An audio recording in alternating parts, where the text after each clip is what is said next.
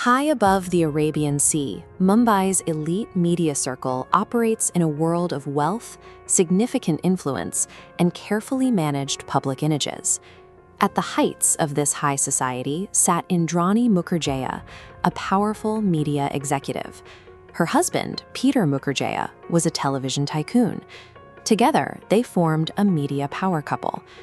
Within their circle was Sheena Bora, a young woman known publicly, and even to Peter, as Indrani's younger sister. In these circles, wealth often ensures that fabricated stories are accepted without question, allowing the elite to define their own reality. In April 2012, 25-year-old Sheena Bora disappeared. Indrani told her social circle that Sheena had moved to the United States to continue her studies. For 3 years, there was no official missing persons report and no investigation. The world she left behind simply moved on. Then, in August 2015, Mumbai police arrested a driver on a routine illegal weapons charge. Beyond the weapons violation, the driver confessed to helping execute a murder in 2012 at the behest of his employer. It is a dark irony that a multi-million-dollar illusion was ultimately destroyed by a simple traffic stop. The driver's confession dismantled Indrani's facade. Sheena Bora was not her sister. She was her biological daughter from a previous relationship.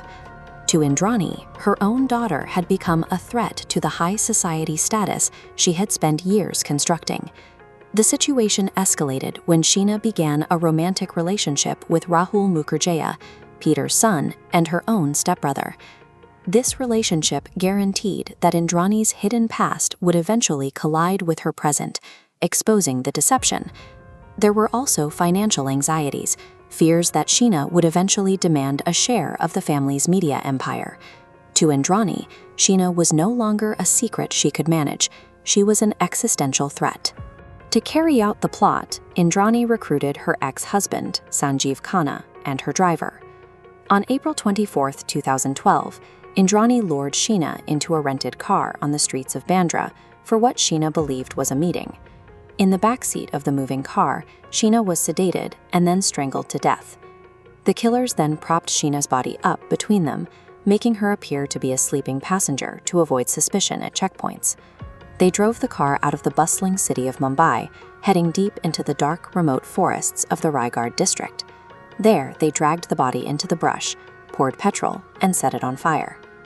A mother had helped coordinate and execute the killing of her own child. The aftermath required a calculated calm. Indrani used Sheena's phone to send breakup text messages to Rahul, ending the relationship in her daughter's name. She continued the deception for years, telling family and colleagues that Sheena was thriving in America. Indrani returned her life of luxury, appearing at social events as if nothing had happened.